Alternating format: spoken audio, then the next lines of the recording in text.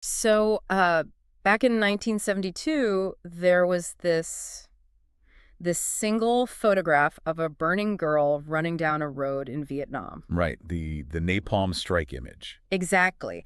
And that one photo, I mean, it basically brought the moral conscience of the entire world to just a screeching halt. Yeah, it was incredibly powerful. It didn't need a caption. No caption, no political context, no debate. It just communicated this massive moral claim directly to the human heart. The global alarm system just rang loud and clear. Loud and clear. But then, you look at today, you can literally sit in a coffee shop, pull out your phone, and just endlessly scroll past high-definition footage of atrocities, violence, like human suffering that's 100 times worse. Oh, absolutely. We do it every day. Right. And you might feel this brief flicker of discomfort, and then you just swipe right to watch a video of, I don't know, a cat falling off a counter. Yeah, you feel almost nothing. You feel nothing. So the question we are asking today is this. What if that numbness isn't an accident? Like, what if it isn't just compassion fatigue, as people say? What if that hollowing out of the human conscience was actually legislated? It is a chilling premise. Mm. And it fundamentally reframes how we look at, well, really the last half century of cultural shifts. It really does. So welcome back to the deep dive. You are here because, well, you're the kind of person who doesn't just want the headlines, right? You want the actual architecture underneath them. You want the why and the how. Exactly. You want to understand the profound, often hidden mechanisms that drive society. And today, our mission is to unpack this fascinating document that attempts to explain exactly how we got from that 1972 photograph to the total numbness of today. Yeah, it's a 50-year retrospective called The Compelled Fall by stevenwork. And I have to tell you right out of the gate, this document is an absolute minefield. Oh, that is the perfect word for it. Yeah. It's incredibly ambitious. Yeah. I mean, it's weaving together ancient theology, specifically St. Thomas Aquinas, with modern clinical psychology, evolutionary biology, and sociology. It's a lot. It is. But it also takes direct aim at some of those sensitive foundational pillars of our modern world. Right. Work argues that a single legal event in 1973 triggered this, compounding, accelerating cascade of societal disintegration that has essentially broken the human mind. Which is of a massive A claim. massive claim. So before we take another step, we really need to set some ground rules for you listening. This document dives headfirst into the sacred cows of both the political left and the political right. Even controversial stuff. Very. We are going to be discussing abortion, gender identity, euthanasia, COVID-19 mandates, no-fault divorce, and the Iraq War. Yeah, he spares no one. He really doesn't. So our job today isn't to tell you if stevenwork is some sort of prophet or just a provocateur. Our job is just to take the engine of his argument apart, piece by piece, so you can see how it runs. Right. We are strictly looking at the architecture of his thesis. Exactly. We are not taking sides. We are not endorsing or condemning the moral or political viewpoints within this text. We are acting strictly as your analytical guides. So we're just going to deconstruct his logic exactly as he presents it. That's the mission. Okay, let's unpack this, because Okay. that logical framework is deeply, deeply intricate. It really is.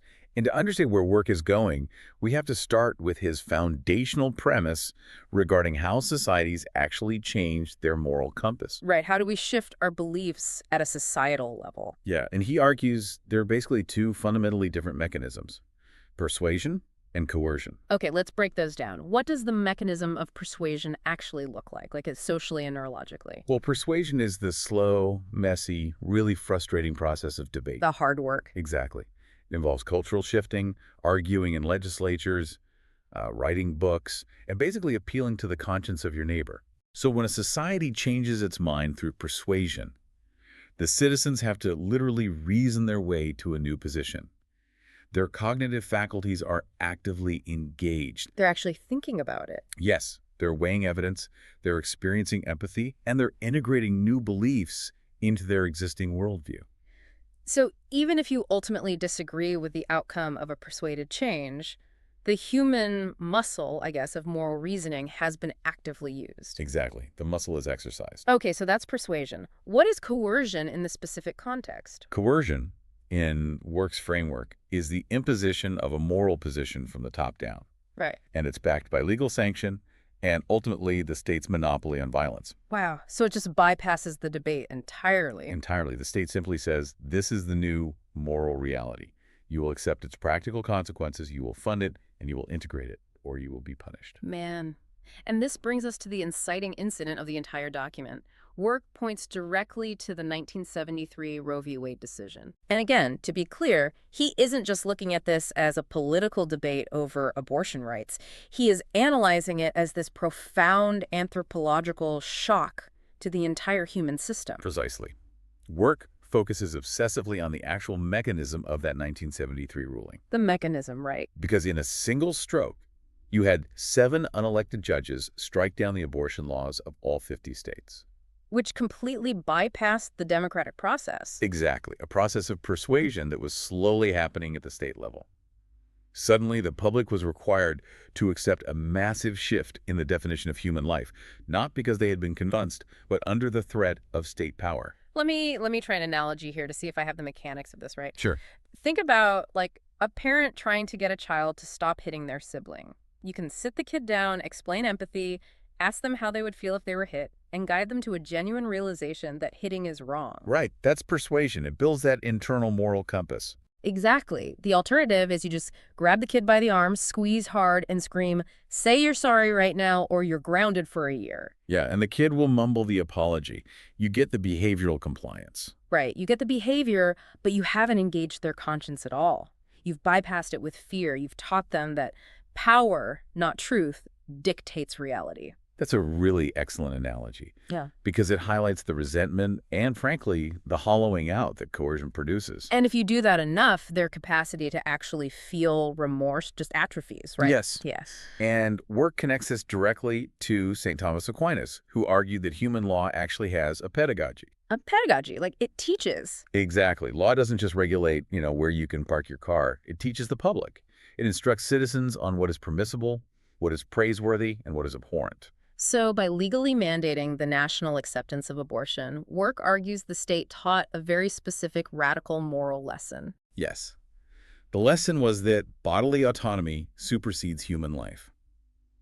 And because it was forced, the public didn't do the psychological labor of reasoning through it. The state just installed the software update by force. That's exactly it. And if you force a moral update without the hardware of the human conscience actually processing it, Work argues the hardware starts to break down.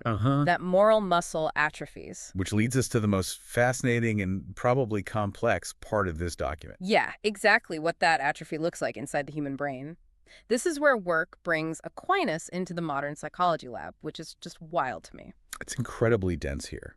Aquinas identified what he called the 4 wounds of sin. Right, which in a modern secular context just sounds like purely religious poetry. It does. But Aquinas wasn't writing poetry. He was describing functional, systemic damage to human cognitive and emotional capacities. Okay. And Work takes these 4 ancient wounds and maps them directly onto documented modern clinical psychology. Okay, we cannot rush this. I really want to go through these one by one, because when I read this section, my jaw was literally on the floor. It's fascinating. Let's start with the first wound Aquinas identifies: ignorance. He describes this as a darkened intellect. What does a darkened intellect look like in a modern psychological textbook? So Work maps the wound of ignorance directly to a psychological mechanism called moral disengagement. Moral disengagement. Yeah, it was pioneered by the famous psychologist Albert Bandura.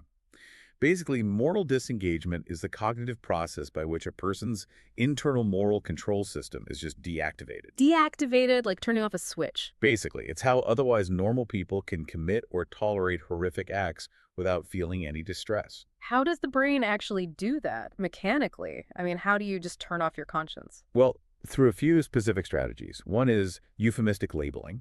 Oh, sanitizing the language. Exactly. You change the words so that harm doesn't sound like harm. Instead of killing a civilian, it's collateral damage. Right. Or instead of destroying a fetus, it's terminating a pregnancy. Exactly. Another strategy is the displacement of responsibility, where the individual just tells themselves, hey, I am just following the law, or the experts say this is fine, so I don't need to think about it. Oh. And Work argues that the 1973 coercion forced society to adopt moral disengagement on a mass scale. It shifted the Overton window, the boundary of acceptable ideas, so radically that the intellect was artificially darkened to the reality of harm.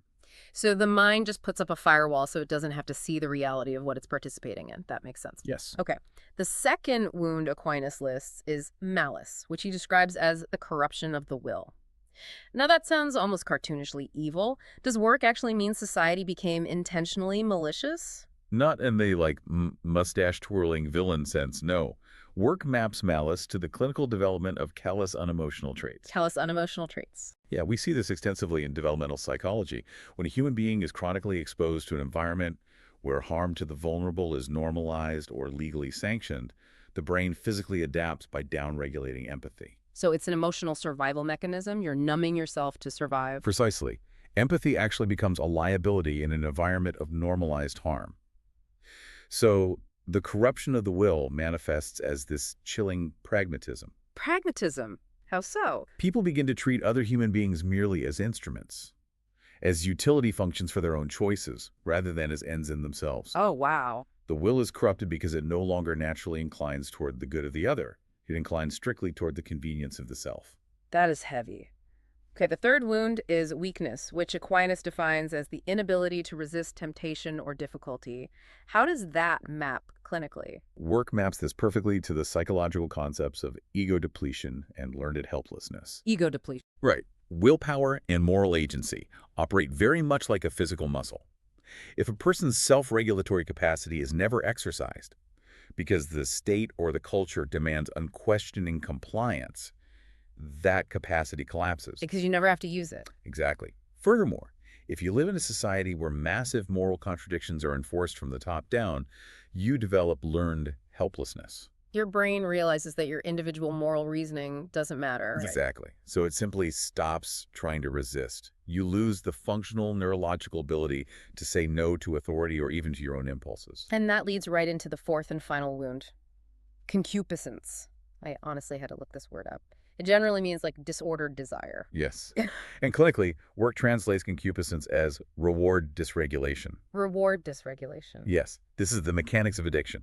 When you live in a society that elevates personal autonomy and self-gratification as the absolute highest legal and cultural goods, you engage in high-stimulation, low-consequence behaviors. Like the endless scrolling we talked about at the very beginning. Or pornography or hypopalatable processed food. Exactly.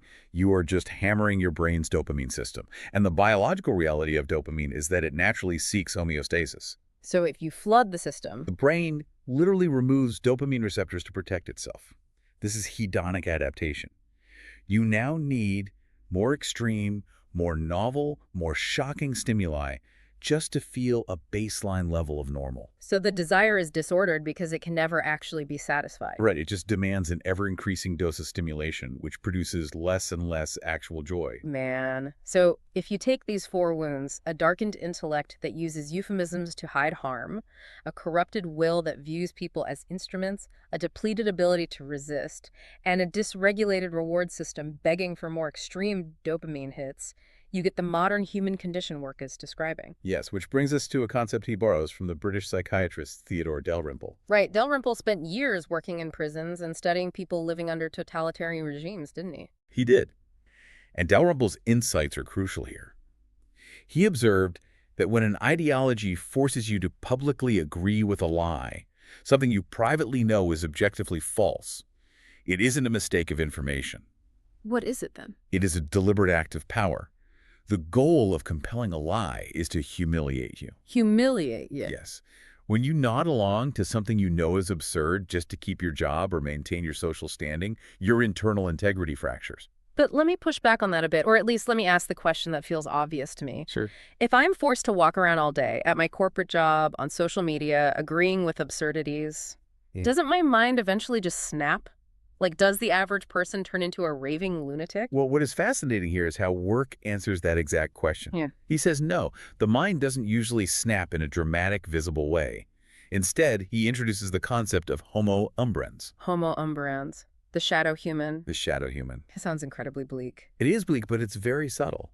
The text is very careful to state that the shadow human is not a monster. If you met a shadow human, they would be highly functional, extremely agreeable, likely well-educated, and productive. Cute. But their interior architecture is vacant. They have been hollowed out. Their moral vocabulary isn't generated from a deeply held internal conscience. It is entirely downloaded from whatever the current social media or institutional consensus dictates. So they are essentially morally outsourced. Exactly. Yeah. Because their faculties of reason and empathy have been bypassed by coercion for so long, they lack the internal scaffolding to resist authority. They just follow the crowd. Right. If the consensus says something is good today, it's good.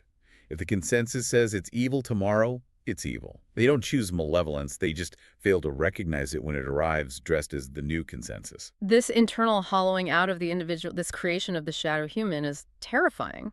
But work argues this doesn't stay trapped inside the individual's head, right? No, it immediately spills outward. If your ability to regulate desire is broken and your empathy is dimmed, the first thing that's going to crack isn't the government. It's the most intimate, fundamental bedrock of human organization, the family. Yes, this is a pivotal transition in the document. Work views the fracture of the nuclear family not as some unrelated social phenomenon, but as the most empirically documented direct consequence of this post-73 cultural shift. And the mechanism he points to is the sweeping national adoption of no-fault divorce, which historically tracked right alongside Roe v. Wade. Exactly. The statistics he pulls to support this are just staggering. He cites data showing that in college-educated demographics, 70 to 80% of divorces are initiated by women. Yes. But what's really important are the sociological reasons cited for those divorces. They aren't primarily citing physical abuse or infidelity. They are citing unmet personal expectations, lack of self-fulfillment, or emotional dissatisfaction. Right.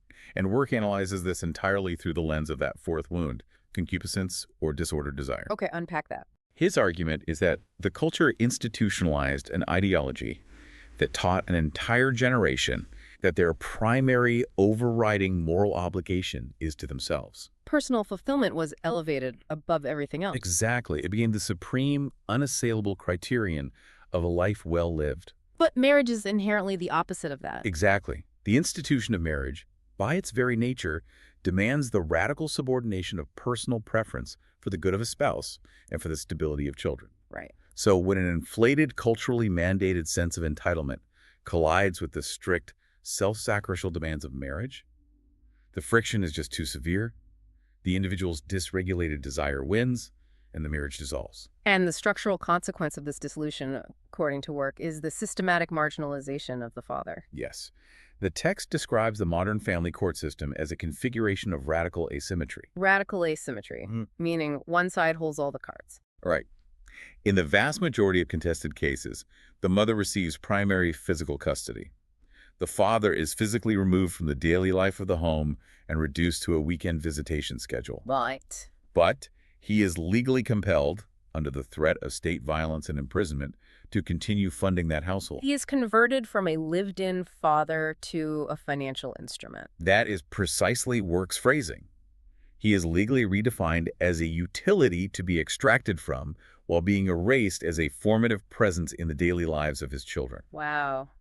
Now, let's look at the mechanics of why that matters so much to the children, because Work relies heavily on developmental psychology here. He does. He contrasts the maternal mode and the paternal mode, using these concepts of the safe harbor and the voyage. What do these actually mean, practically? Well, contemporary developmental psychology, which Work lines with classical Catholic anthropology, views these roles not as interchangeable, redundant functions. We aren't just the same thing twice. Exactly. They are deeply complementary necessities.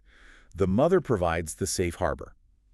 This maternal mode is biologically and psychologically oriented toward emotional regulation, nurture, and secure attachment. It's the stable, unconditional base from which the infant feels safe enough to even exist. The bedrock of emotional security, yes.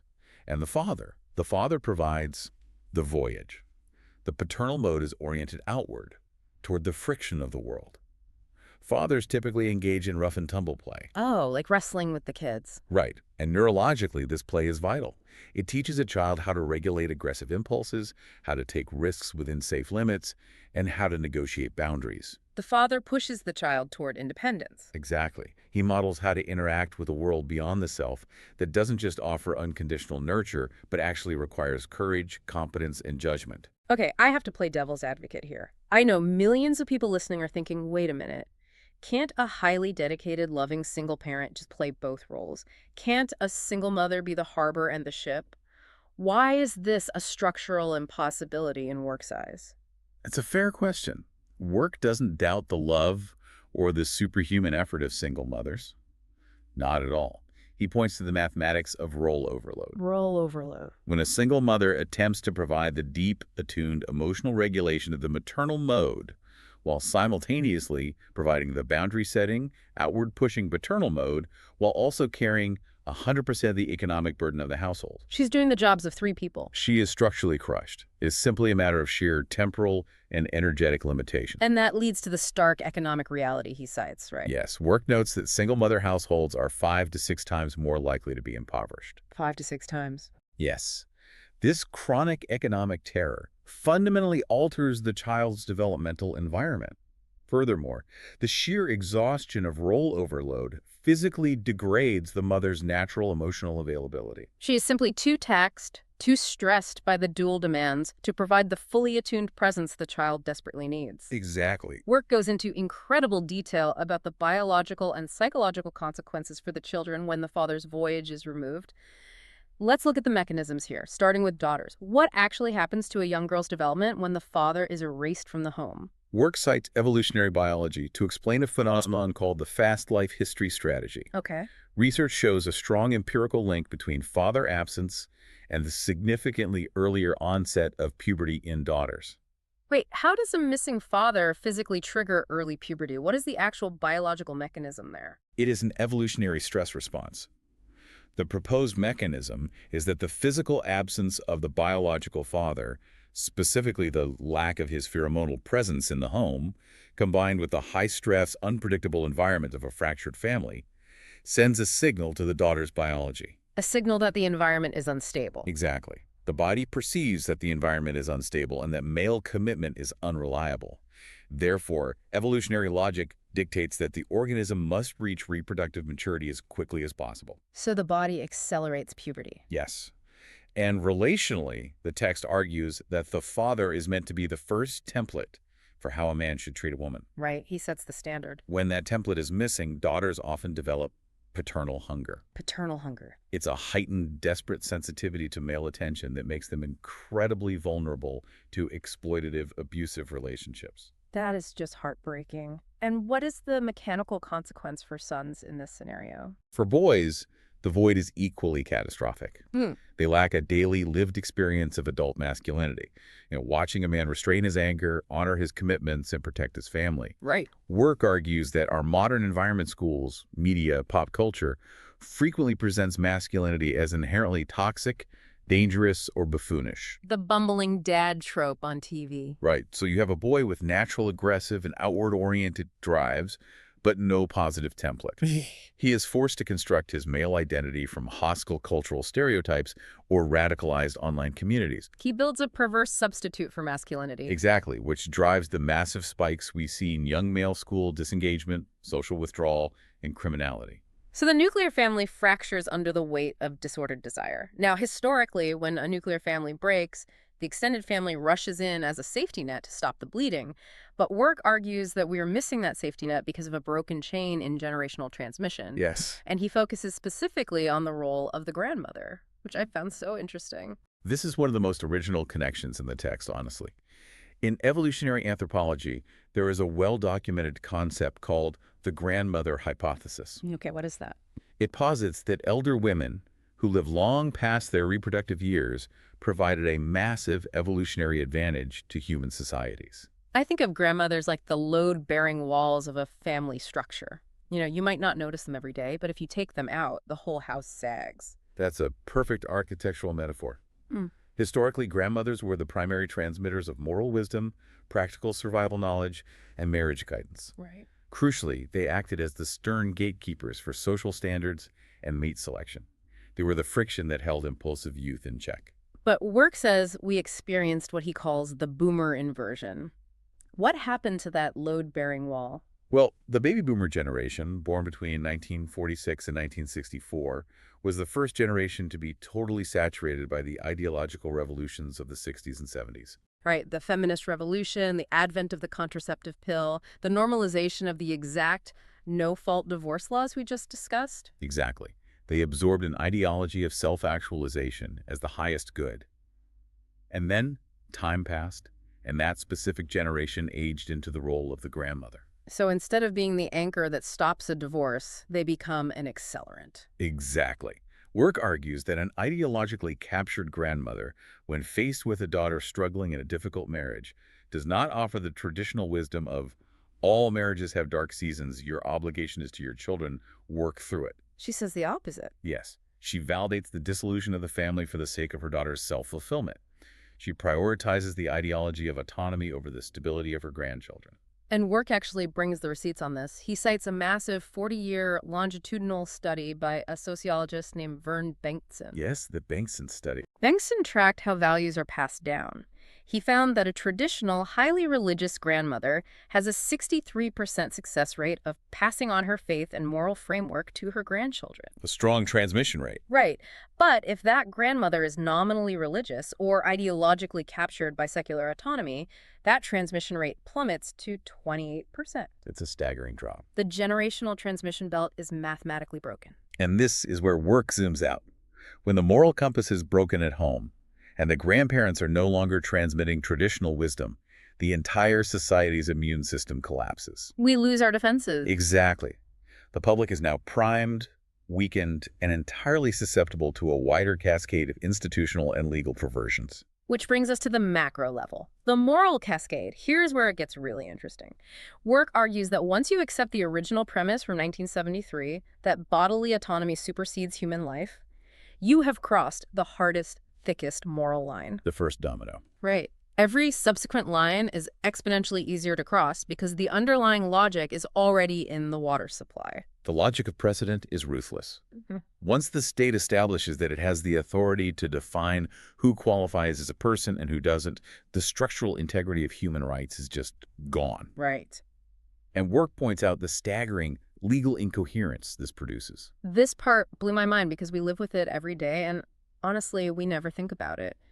He gives the example of homicide law. Right. If a man attacks and murders a pregnant woman, under many state and federal laws, he is rightfully charged with double homicide. He killed 2 humans. Yes.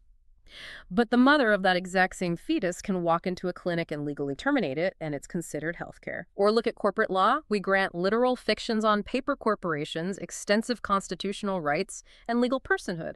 They can sue, they can be sued, they have speech rights. But a biologically unique, living, unborn human is denied that personhood. Work argues that this isn't just a quirk of the legal system. It is the structural expression of an incoherent moral principle. The only way society can maintain this contradiction without losing its mind is through that first wound. Ignorance or moral disengagement. Exactly. We have to violently suppress our rational faculties so we don't notice the absurdity. And this is where I want to introduce a crucial term that Work relies on heavily toward the end of the text. We really need it right now to understand this cascade. Ontology. Yes. Ontology. It's the philosophical study of being. Work argues that human dignity must be an ontological given, meaning you possess human rights simply because of the biological reality that you are human, period. The fundamental baseline. Right. The danger of 1973 was shifting human value from an ontological given to a legal grant. The state essentially said, you aren't a person because of your DNA, you are a person because we handed you a permission slip. And if the state can hand out the permission slip, the state can take it away. And that ontological shift immediately cascades from the beginning of life to the end of life. Work points directly to the rapid expansion of euthanasia, specifically citing Canada's Medical Assistance in Dying program, known as MAID, alongside laws in Belgium and the Netherlands. Now, it started out as a very narrow, supposedly strictly guarded exception, right, for terminally ill people in agonizing, unbearable physical pain. Yes, that was how it was sold to the public. But the logic of the cascade dictates that boundaries cannot hold once the premise is accepted. It rapidly expanded from the terminally ill to those whose death is, quote, not reasonably foreseeable. Wow. And then, horrifically, it expanded to those suffering purely from psychiatric conditions, severe depression, anorexia, veterans with PTSD. Oh my God. The state is no longer just alleviating physical agony. The state is actively answering the terrifying question, whose life is fundamentally worth sustaining. It's the ultimate culmination of viewing humans as instruments rather than ontological givens. If your utility drops, your right to exist is revoked by the state. And this cascade leads us into what is arguably the most fiercely debated topic of our current decade: pediatric gender medicine. Work makes a direct ancestral link between the family courts we discussed earlier and what is happening in schools and clinics today. Work argues that the legal precedent was firmly established in the family courts. The idea that the state has the authority to override parental access and authority if it deems the parent an impediment to the child's autonomy. Right. Once that legal and cultural muscle was built, it incrementally expanded into the educational and medical systems. He's specifically referring to the practice of public schools facilitating a child's social gender transition, changing their name, their pronouns, while deliberately concealing that information from the parents. Exactly. The underlying premise is that the state, through the apparatus of the school, is the primary moral guardian of the child. The parent is retroactively viewed as a potential threat to the child's self-actualization. But Work doesn't just stick to the sociology here. He goes straight at the medical reality, leaning heavily on the Cass Review. For those who don't know, the Cass Review was a massive, independent, multi-year systematic review of pediatric gender medicine, commissioned by England's National Health Service, published in 2024. And the findings of the Cass Review were seismic. The review concluded that the evidence base for the safety and efficacy of puberty blockers and cross-sex hormones in minors was, quote, remarkably weak. Remarkably weak. Yes. Yet these are profound, irreversible medical interventions that carry severe risks, including permanent infertility, severely impaired bone density, and altered brain development. So Work asks the ultimate question. How do highly educated, well-intentioned medical professionals, doctors who took an oath to do no harm, administer permanently altering treatments to physically healthy minors based on remarkably weak evidence? Work answers this by circling right back to Aquinas and the wound of ignorance. Moral disengagement again. Yes. He argues that these medical professionals are not evil. They are captured.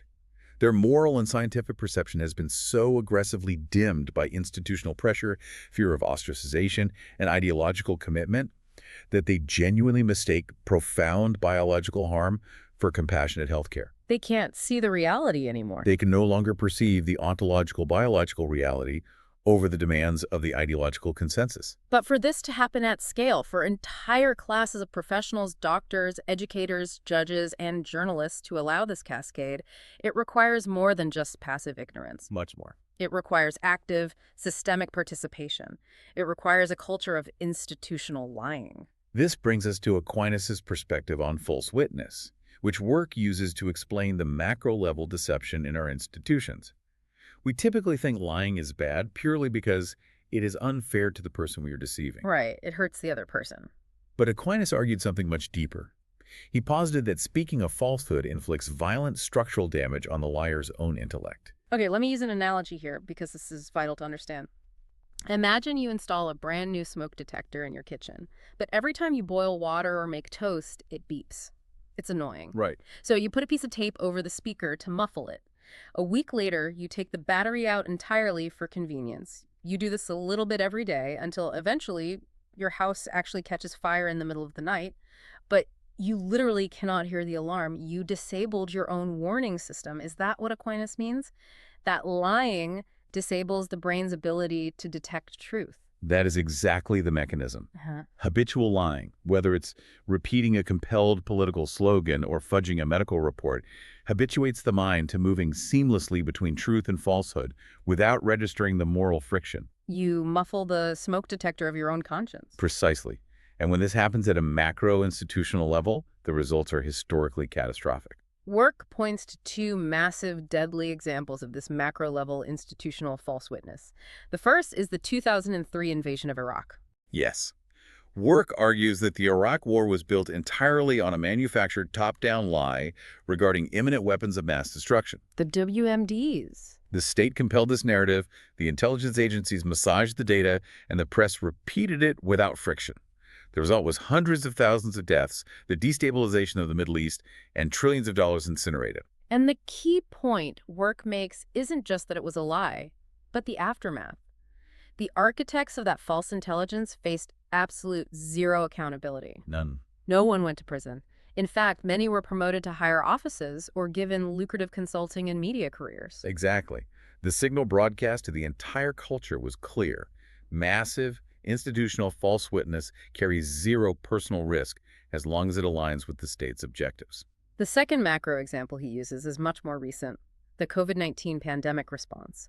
Work argues that governments and public health institutions aggressively ignored risk-stratified approaches. Yes, he specifically mentions the Great Barrington Declaration. Right, which was authored by top epidemiologists advocating for focused protection of the vulnerable elderly while allowing low-risk populations, especially children and young adults, to continue functioning. Instead, Work argues, institutions bypassed all democratic deliberation and used executive decree to impose massive, unprecedented psychological, educational, and economic harm on the low-risk young to theoretically protect the high-risk old. And they suppressed or censored dissenting scientific voices to maintain the illusion of consensus. Entirely without democratic debate. And beyond these active lies of commission, Work points an accusing finger directly at the professional class for what he calls false witness by omission, and he specifically targets the economy here. The economic data Work cites is infuriating because it is so widely known by the experts but hidden from the public narrative. Let's hear it. From 1979 to 2024, American worker productivity rose by an astounding 80.9%.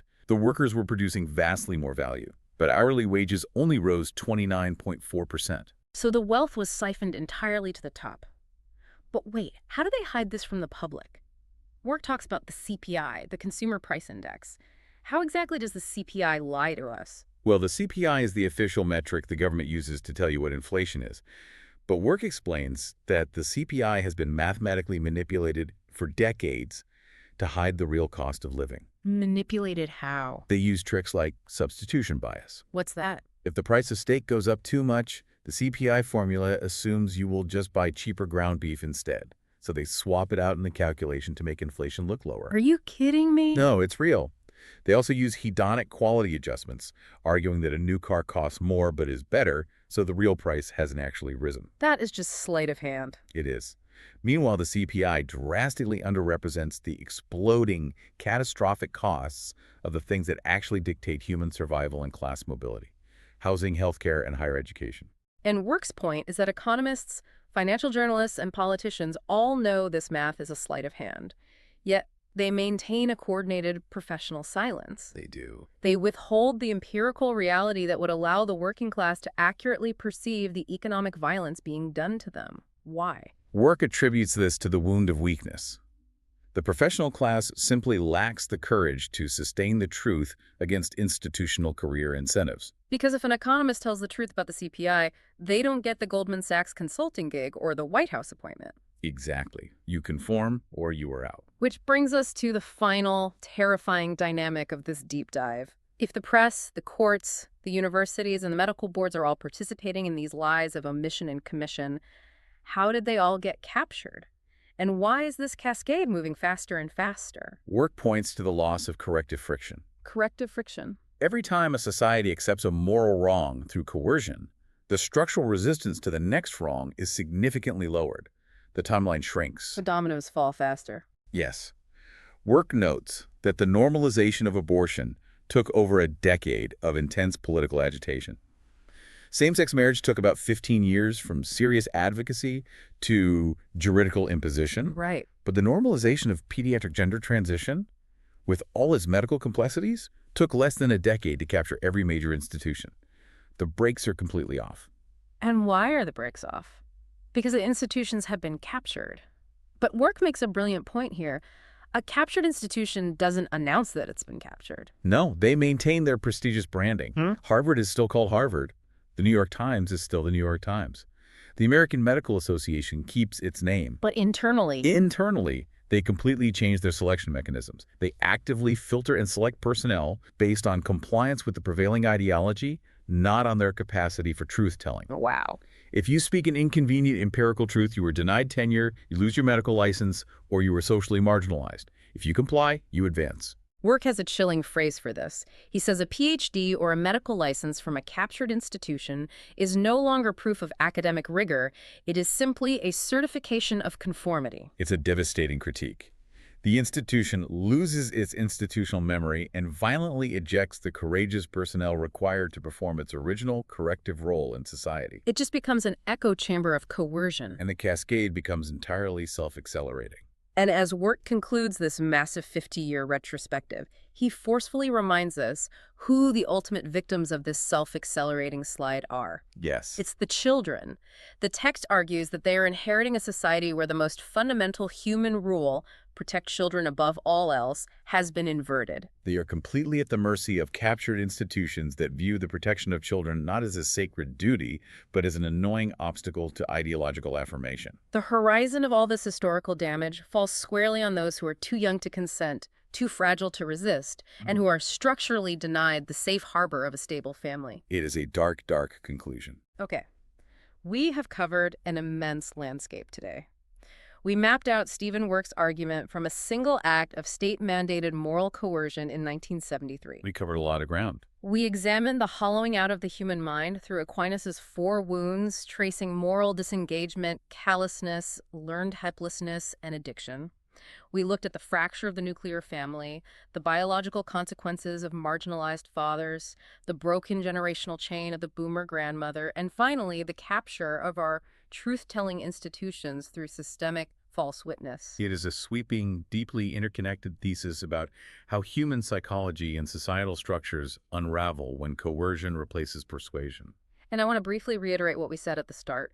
Work's text makes incredibly provocative claims. It touches the third rails of our politics, our medicine, and our personal lives. Absolutely. Our role today was solely to dismantle the engine of his argument so you could see the gears turning underneath. We are not validating or endorsing these conclusions. We are simply giving you the map of how the author got from point A to point Z. Our goal is always to equip you with the mechanisms of the argument so you can critically engage with the source material yourself. Exactly. So, as we close out this deep dive, I want to leave you with a final thought to mull over, returning to that concept of ontology we discussed earlier. The study of being. Right. The author argues that human dignity must be an ontological given, something you possess permanently and immutably simply by being human. It cannot be a legal grant handed down by the state. Right. So ask yourself, if our personhood, our family structures, and our ultimate medical and historical truths are defined merely by the current shifting legal consensus, what happens when that consensus shifts again? Who gets to decide what a human being actually is tomorrow? Thanks for joining us on this deep dive. Keep questioning the information around you.